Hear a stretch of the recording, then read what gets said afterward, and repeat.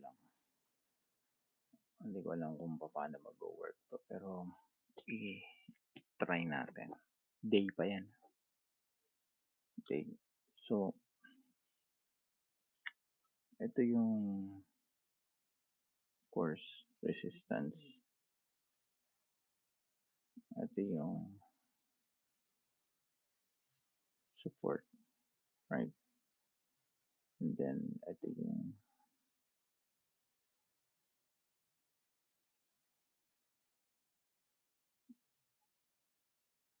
yung measurement natin. Technical analysis. Right. You go up, you go down, you go bounce, and then you go up.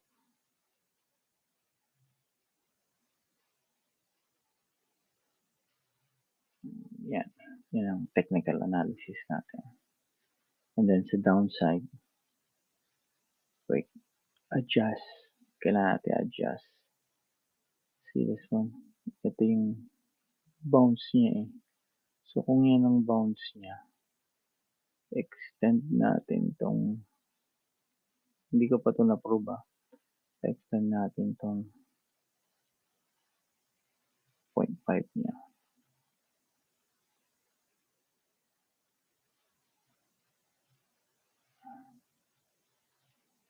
Diyan. Yan. Tapos i-change mo yung bounce.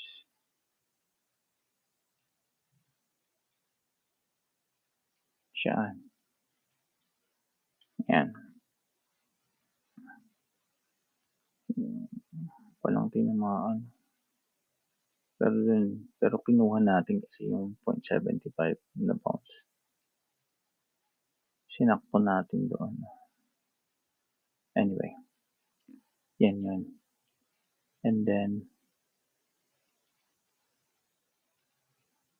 kunin natin tong reversal niya.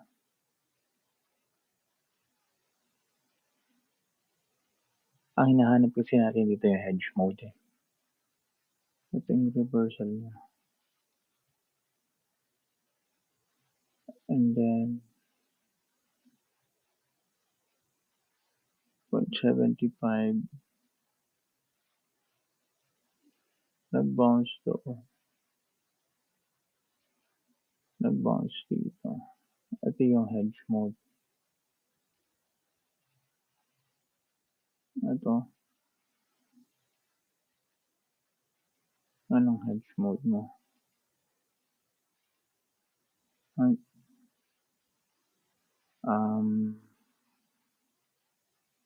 Yan.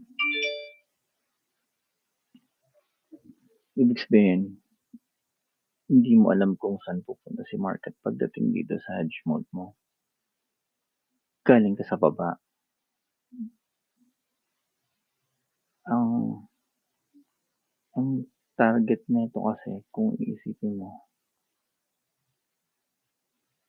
pasan ba si market? Wala eh, hindi mo rin masabi. O ba dito? Pero ito ngayon, parang kwenta eh, consolidation to ng day eh.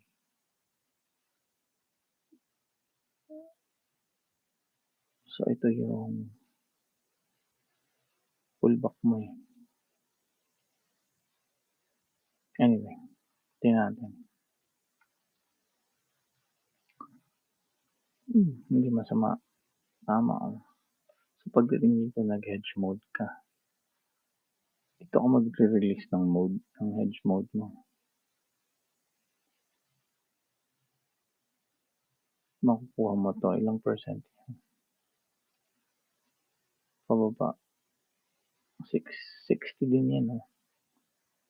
Sayang din yan. Di ba? Wala kang loss dito. Wala kang loss dyan. Hanggang naka-hedge mode ka, wala kang loss dyan. Kasi dito ko pumasok eh. Hedge mode eh. So, wala kang loss dyan. Nung nag-bounce na siya,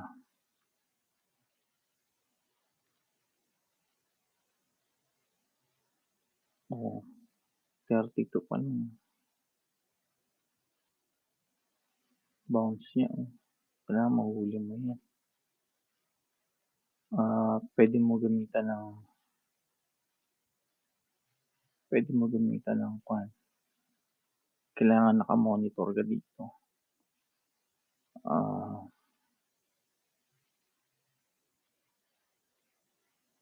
Ito.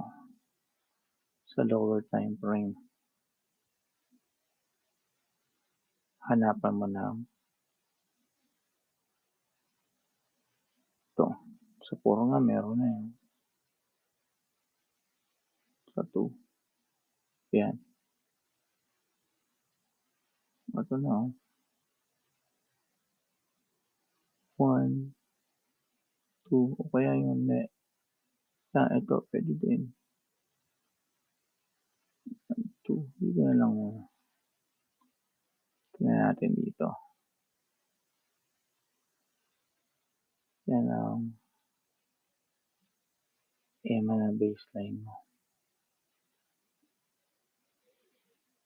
And then, yung pullback ang hinahanap mo, di ba? Tingnan natin yung pullback. Balik tayo sa day. Yan na pala yung pullback. Kita na doon. 4 hours. Ito yung 1. Ito yung 2. Ito yung 2. Ito pala eh. Yan ang 1. Yan ang pullback mo. Yun na yung pullback mo. Kasi yun na yun.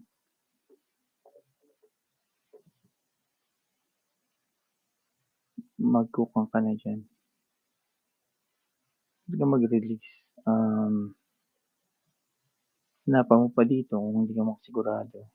Sigurado ka na dito at downtrend na yan eh. Downtrend na yan. So, hanapan mo pa to ng 15.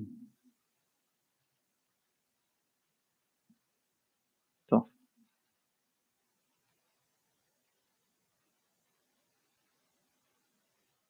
kahit na ganito mo na lang.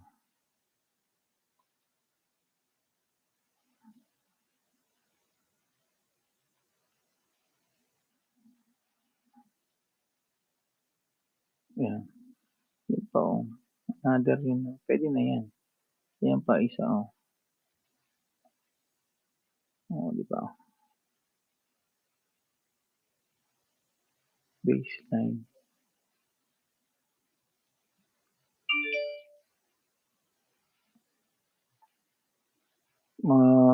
Kunin mo yung pullback. Ito ang pinakamalapit. Pwede ng entry yan. Okay.